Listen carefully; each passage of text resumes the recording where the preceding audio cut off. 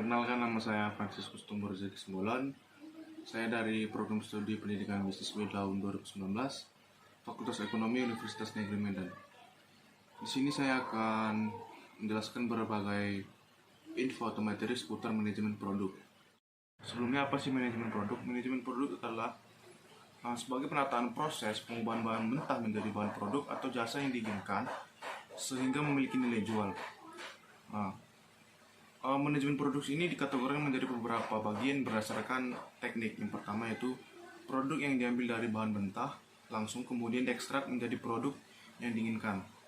Lalu yang kedua yaitu produk yang didapatkan dengan cara memodifikasi bahan lain secara kimiawi atau parameter mekanis tanpa mengubah atribut fisiknya. Lalu produksi dengan cara perakitan, sama halnya dengan perakitan komputer atau mobil. Seperti yang kita ketahui, pada pengertian manajemen produksi tadi, mereka tidak hanya melakukan proses produksi, tetapi juga melakukan berbagai hal lainnya. Ada beberapa fungsi terpenting pada manajemen produksi, antaranya yang pertama yaitu perencanaan, yang dimana ini keterikatan dan pengorganisasian kegiatan produksi yang akan dilaksanakan dan dilakukan dengan dasar waktu atau periode tertentu. Dengan perencanaan yang baik, maka akan dapat meminimalisir biaya produksi, sehingga perusahaan bisa menentukan harga yang sehat dan meraih untung yang besar. Lalu yang kedua yaitu proses pengolahan. Ini merupakan metode atau teknik yang diinginkan untuk mengolah masukan atau input. Nah, proses ini sangat penting untuk pemanfaatan sumber daya secara maksimal dan efisien. Lalu yang ketiga yaitu jasa penunjang.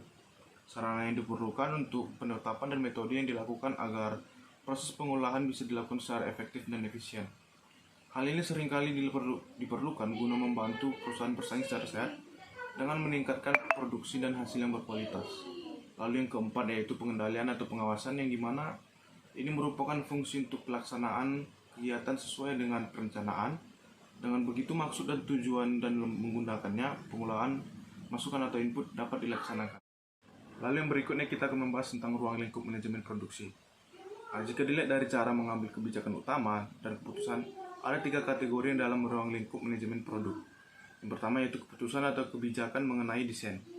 Keputusan ini termasuk dalam keputusan jangka panjang, di mana dalamnya meliputi penentuan desain produk yang akan dibuat, lokasi dan tata letak pabrik, desain kegiatan pengadaan, masukan yang diperlukan, desain metode dan teknologi pengolahan, serta desain organisasi perusahaan, dan desain job description dan job specification. Lalu yang nomor 2 yaitu kebijakan atau keputusan mengenai transformasi. Keputusan operasi ini sifatnya jangka pendek, berkaitan dengan keputusan teknis dan operasional. Kebijakan ini mencakup jadwal produksi, gilir kerja, anggaran produksi, jadwal penyerahan masukan ke subsistem pengolahan, dan jadwal penyerahan keluaran ke pelanggan atau penyelesaian produk. Lalu yang nomor 3 yaitu keputusan atau kebijakan mengenai perbaikan.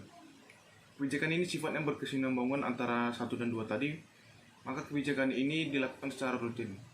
Beberapa kegiatan yang ada dalamnya meliputi perbaikan keefisienan sistem, mutu keluaran, sistem kapasitas, dan kompetensi dari para pekerja. Berikutnya itu aspek-aspek manajemen produk. Untuk mendapatkan hasil produksi yang sesuai yang diinginkan, perlu dilakukan beberapa tahapan penting dalam manajemen proses produksi. Yang pertama yaitu perencanaan produksi, yang ini agar proses produksi dilaksanakan berjalan secara sistematis. Beberapa keputusan yang berhubungan dengan perencanaan produksi diantaranya itu jenis barang, kedua bahan baku yang digunakan, ketiga kualitas barang, keempat kuantitas barang, dan kelima pengendalian produksi. Lalu yang kedua yaitu pengendalian produksi, yang dimana pengendalian atau kontrol sangat diperlukan agar proses produksi berjalan sesuai dengan perencanaan yang ditentukan dengan biaya yang optimal. Beberapa kegiatan dalam pengendalian produk, yang pertama itu membuat perencanaan, kedua menyusun jadwal kerja, ketiga menentukan target market produk. Lalu yang keempat yaitu pengawasan produksi. Tujuan ini adalah agar produksi sesuai dengan apa yang diharapkan tepat waktu dengan biaya yang optimal.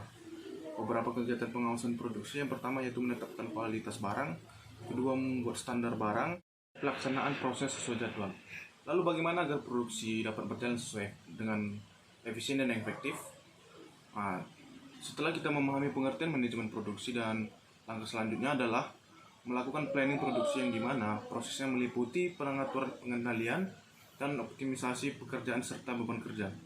Penjadwalan digunakan untuk mengoperasikan mesin, pendanaan, sumber daya, proses produksi, dan pembelian material. Nah, penjadwalan atau scheduling ini terbagi menjadi dua macam.